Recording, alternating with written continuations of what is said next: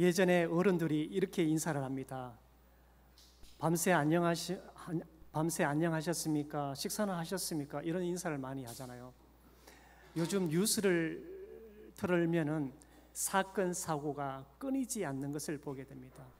또 뉴스 지면이나 그 외에 어떤 신문이나 전 세계 많이 돌아가는 것들을 보면은 그 어디에도 사건 사고가 끊이지 않는 것을 보게 됩니다. 고대 유대교에서는 어떤 사람에게 나쁜 일이 일어나면 사람들은 그 사람이 무슨 잘못을 했을까 하고 궁금해합니다. 이러한 일들은 당시 유대인들에게만 나타났던 것은 아니었습니다. 우리 모두에게도 이 같은 마음이 왜 없겠습니까? 사람들은 흔히 누군가가 예기치 못했던 불행한 일을 당하면 그 불행을 당한 본인이나 그 가족 중에 누군가의 죄 때문일 거라고 생각하게 됩니다. 어떤 불치병에 걸린 젊은이가 내가 무슨 죄를 지었느냐고 울부짖기도 하고, 자식을 먼저 떠나보낸 부모는 그것이 당신들의 죄 때문이라고 생각하게 됩니다. 당시 유대인들뿐만 아니라 오늘을 살아가는 우리 역시 이러한 생각을 한 번쯤은 하시지 않았겠습니까? 성경에는 대표적인 사람 욥의 고난을 생각해 볼 수가 있습니다. 욥이 고난을 당했을 때에 그의 세 친구들이 욥에게 했던 그 많은 말들 중에 어서 지은 죄를 자백하고 하나님의 자비를 구하라라고 욥기서 13장 20절 이하에 말하게 됩니다. 죄를 짓지 않고서는 그런 재난이 임할 일이 없다고 욥의 친구들은 믿고 있었던 것입니다.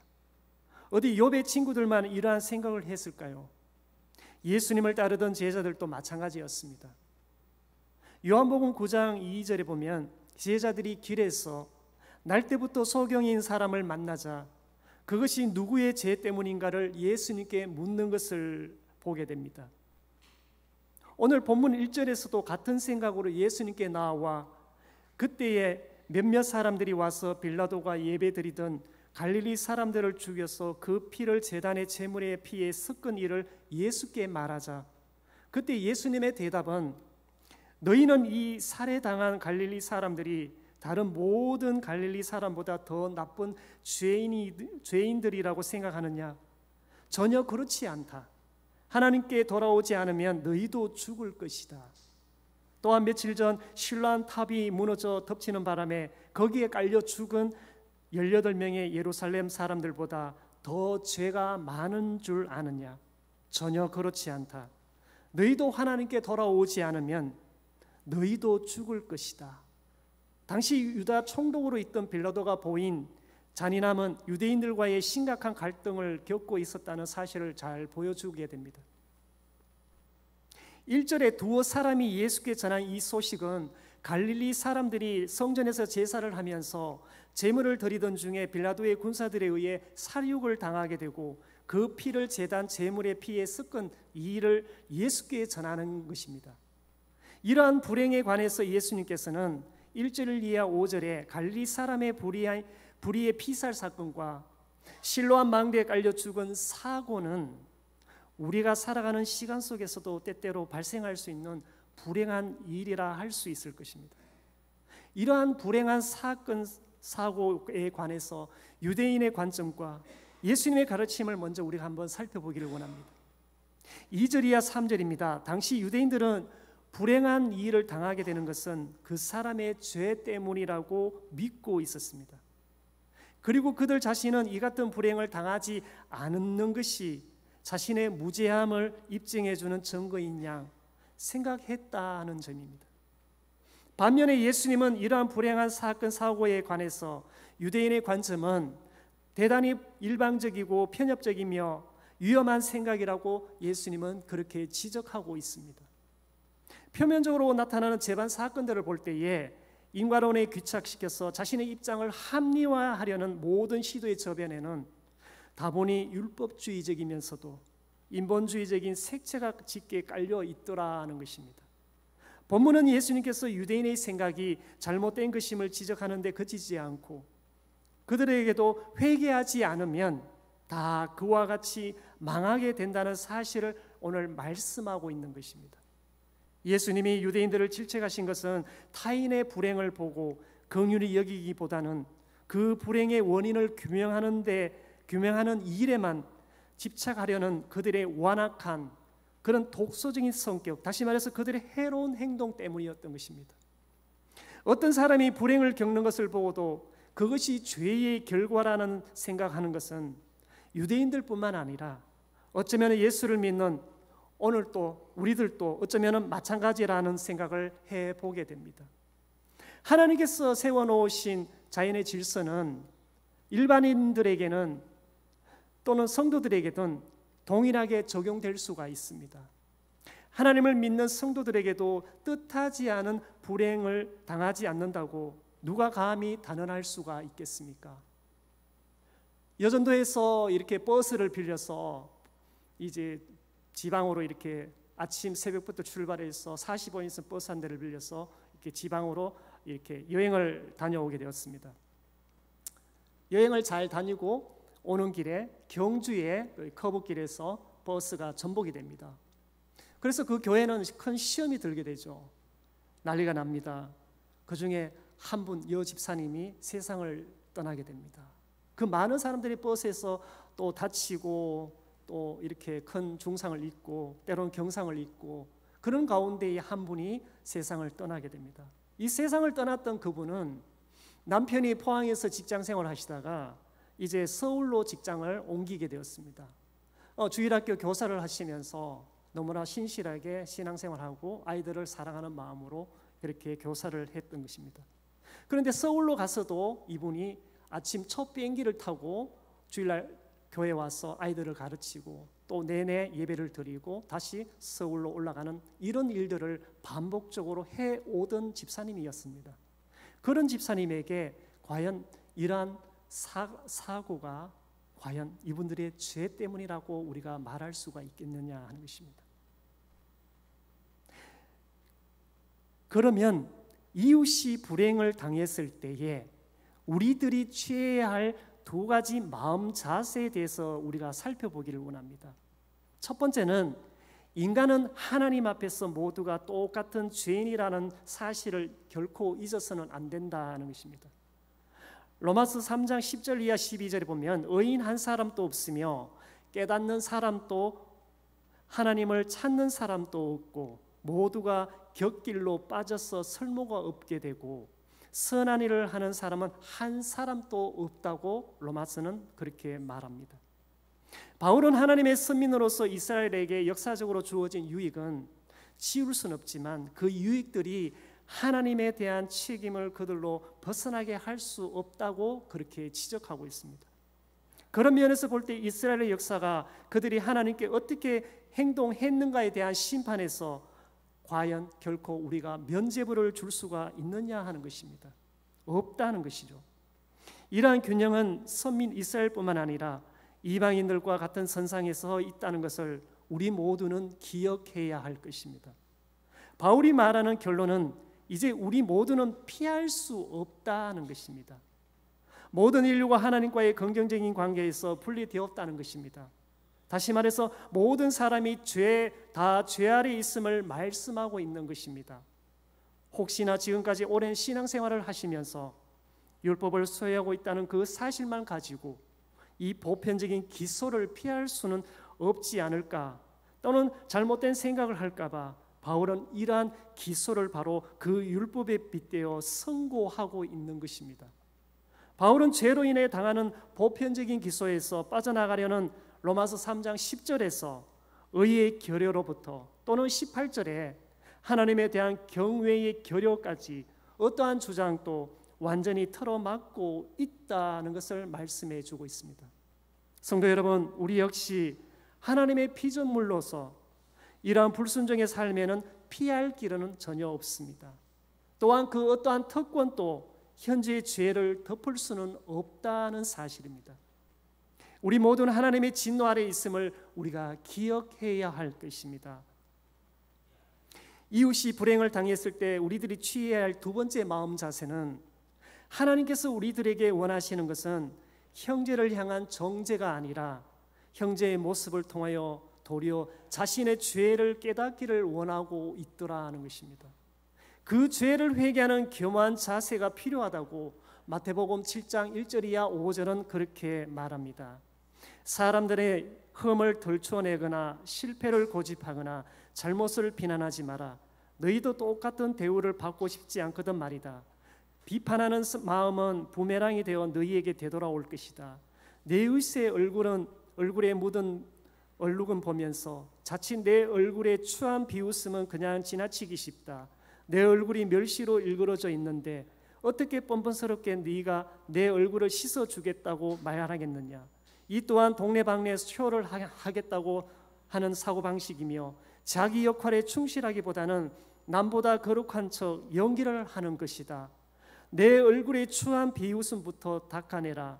그러면 내 이웃에게 수건을 건넬 만한 사람이 될지도 모른다고 유진 피터슨은 그렇게 우리에게 일러주고 있습니다. 자기 자신의 스스로의 허물을 가진 자들은 다른 사람의 잘못을 식별할 수 있는 안목이 결여되어 있다는 것입니다. 설사 그것을 가려낸다 하더라도 자신의 관점에서만 치우치고 왜곡될 가능성이 크기 때문에 자신이 허물을 가진 자들은 다른 사람을 비판할 자격이 없다 하는 것입니다. 갈릴리 사람들의 죽음은 우리가 잘 모르고 있는 사건입니다.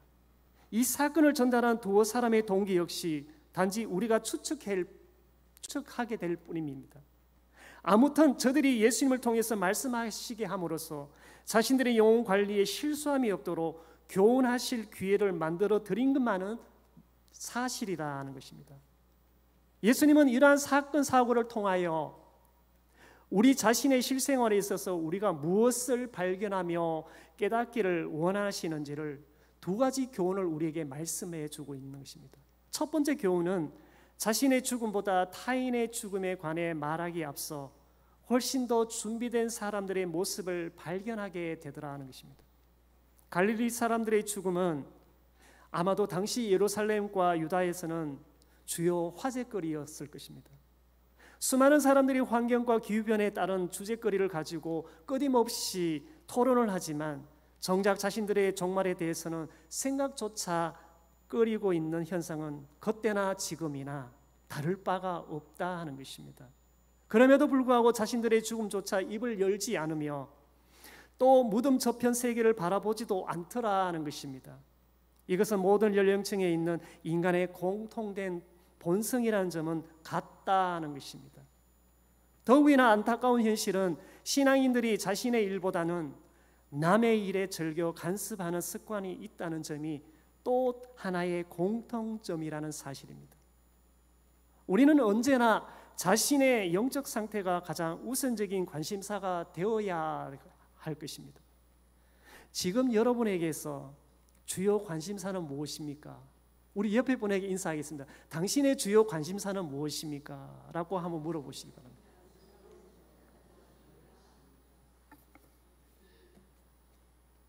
아마 이 시간에 드라마를 하니까 드라마를 봐야 되는 그 관심사인가요? 최종회를 봐야 되나요? 아무튼 좋습니다. 진정한 기독교는 항상 가정으로부터 시작된다는 말은 유명한 진리입니다. 회개한 사람들은 항상 자신의 심령과 자신의 생활 그리고 자신의 황폐함과 자신의 죄를 우선적으로 생각해 보아야 하는 것입니다. 사람이 갑자기 죽음을 맞이했다는 말을 들었을 때에 나는 과연 갑작스러운 죽음 앞에 준비는 되어 있는가라는 그런 질문을 던져 보아야 하는 것입니다.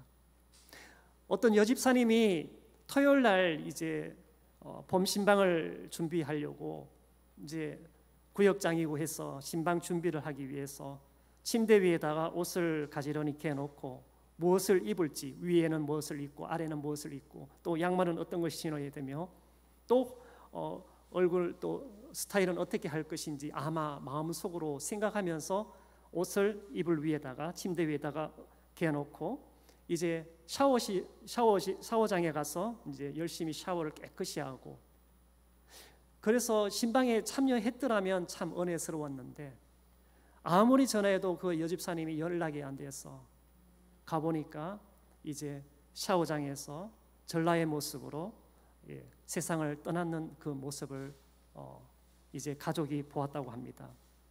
과연 이분이 자신의 죽음에 대해서 과연 알았을까요? 우리가 한치 앞을 내다볼 수 없는 것이 우리네 인생이 아니겠습니까?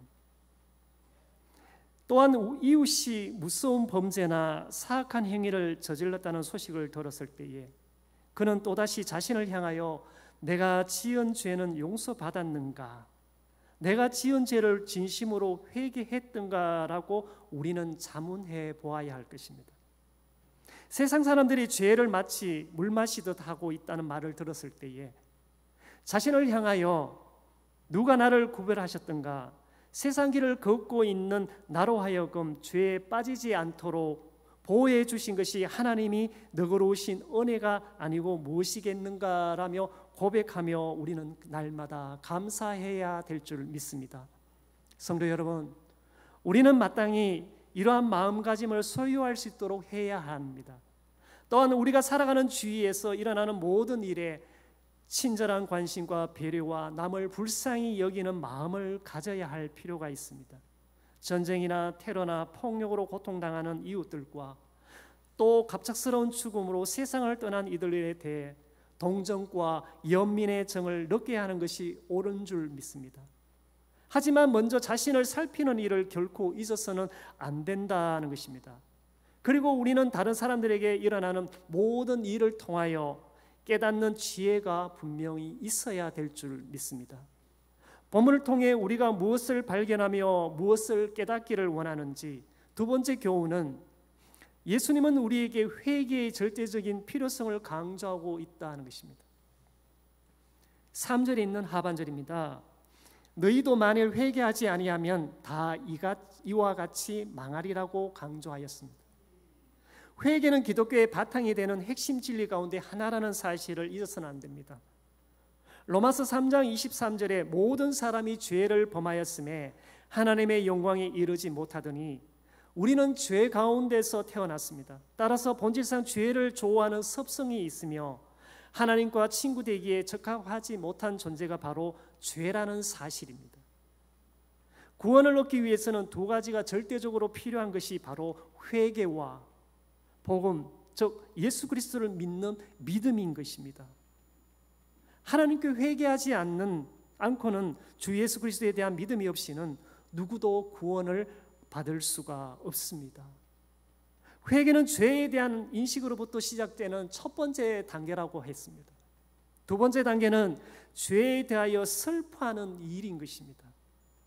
세 번째 단계는 하나님 앞에 일상적인 죄를 우리가 날마다 고백해야 될 줄 믿습니다. 마지막으로는 죄를 철저하게 잘라버리는 일이 우리 삶에 늘 항상 지속되어져야만 하는 것입니다. 다시 말해서 죄를 철저하게 미워하는 습관이 체질화되어 있어야 하는 것입니다. 이러한 사람이 진실한 성도일까요? 어떠한 사람이 과연 진실한 성도일까요? 무엇보다도 회개를 통하여 예수 그리스도에 대한 살아있는 믿음과 불가분의 관계를 맺고 있는 성도가 진실한 성도라고 합니다. 성도 여러분, 구원을 위해서는 회개가 반드시 필요하다는 사실입니다. 회개 없이는 죄의 용서가 있을 수 없으며 회개하지 못한 사람이 용서받는 경우도 결코 없다는 사실입니다. 죄에 대한 인식과 애통함이나 고백하는 마음과 죄를 미워하는 마음이 없이는 그리스도의 보혈로 씻을 수 있는 사람은 단 한 사람도 없다는 사실입니다. 성도 여러분, 회개 없이는 아무도 하나님 나라를 보지 못하게 될 것입니다. 죄를 사랑하는 마음으로는 영광의 나라에 들어갈 수도 없다 하는 것입니다. 우리 자신은 과연 회개했는가라는 이 질문 앞에 매일 자신을 돌아보아야 하는 것입니다. 우리는 그동안 신앙생활을 하시면서 말씀을 통하여 수백 번씩, 수천 번씩 자신의 귀로 회개의 필요성을 아마 들었을 것입니다. 그 샤워장에서 이렇게 전라의 몸으로 샤워 물은 꺼져 있는 상태이지만 세상을 떠났습니다. 하나님이 필요하셔서 이제는 이 땅에 더 이상 있을 이유가 없기에 하나님이 어쩌면 부르셨는지도 모르죠. 그 전에 그 집사님이 사람과의 관계에서 지은 죄들을 낱낱이 고백하고 회개하는 그런 이야기를 통화를 한 적이 있습니다. 목사님과의 관계에서 안 좋았던 부분들을 찾아가서 목사님께 회개하고 용서합니다. 목사님, 제가 너무도 연약했습니다라고 그렇게 인사를 했답니다. 또 관계 속에서 성도들과의 정말 그런 관계가 안 좋았던 관계 사람들 만나서 서로 풀고 또 화해하고, 어쩌면 이 모든 과정들이 하나님이 불러가시기 위해서 하나의 전초 작업을, 그 마음을 주셨는지도 모른다 하는 거죠. 그래서 저와 또 통화를 한 1시간가량 하면서도 늘 항상 교회를 사랑하고 또 성도들 사랑하고 또 영혼을 사랑하는 그런 새가족부 전도를 맡아서 하시면서 그렇게 그 마음에 늘 항상 애통해야 하는 마음이 늘 있는 것을 보았습니다. 우리 자신은 과연 회개했는가라는 이런 질문 앞에 매일 자신을 우리는 돌아보아야 하는 것입니다. 우리는 그동안 신앙생활 하시면서 말씀을 통해 수백 번, 수천 번씩 이렇게 자신의 귀로 회개의 필요성을 아마 듣고 지금까지 신앙생활을 해왔을 것입니다. 그런데도 우리는 진정 회개한 경험이 있습니까? 라는 질문 앞에 자신의 죄악을 진심으로 인식해 본 적이 있습니까? 라는 질문을 던져본다면, 또 그 죄를 인하여 애통해 본 경험이 있습니까? 라고 했다면, 하나님의 보호자를 향하여 죄를 용서해 달라고 부르짖어 보셨습니까? 라는 질문 앞에 죄악을 버리고 악한 습관을 잘라버린 적이 있습니까? 라는 이런 질문을 던진다면, 악한 것이라면 그 무엇이라도 진심으로 미워할 수 있습니까? 라는 이러한 질문을 날마다 우리 마음속에 되새기면서 회개하며 나아가야 될 줄 믿습니다. 이러한 주제들은 결코 가벼운 문제가 아니라는 사실입니다. 영생, 즉 다시 말해서 생명보다 더 심각한 문제는 없다는 것입니다. 아직 회개하지 못했다면 지체하지 말고 지금 당장 회개하는 일을 서둘러야 하는 것입니다. 왜냐하면 이것이 우리가 들을 수 있는 최후의 경고이기 때문입니다. 사도행전 3장 19절에 그러므로 너희가 회개하고 돌이켜 너희 죄 없이 함을 받으라고, 좀 더 쉽게 번역하면은 그러므로 여러분은 회개하고 돌아와서 죄 씻음을 받을 때에 하나님께서는 우리의 죄를 깨끗이 씻어 주실 것이라고 했습니다. 예수님을 십자가에 못 박았던 유대인들을 향한 베드로의 최후의 통첩이 바로 이 말씀인 것입니다. 사도행전 8장 22절에 마술사 시몬이 그 마음에 악독과 죄악을 품었을 때에 그 역시 회개하고 주께 기도하라는 최후의 경고를 그에게 지금 보내고 있는 것입니다. 여러분, 우리의 인생이 끝나는 그 순간까지 계속해서 회개의 삶을 살아야만 하는 것입니다. 우리가 육체에 머무는 한 우리에게 회개해야 할 죄가 있으며 탄식해야 할 약점이 있기 때문입니다. 그러므로 우리는 기도할 때마다 겸손하게 철저하게 회개해야만 하는 것입니다. 세월의 연수에 따라 나이를 먹으면 먹을수록 우리는 더욱더 죄를 미워하고 그만큼 더 그리스도를 사랑해야 한다는 사실을 꼭 기억하시는 그런 저와 여러분 되시기를 주님의 이름으로 축복합니다. 아멘. 살아계신 하나님 아버지 감사합니다.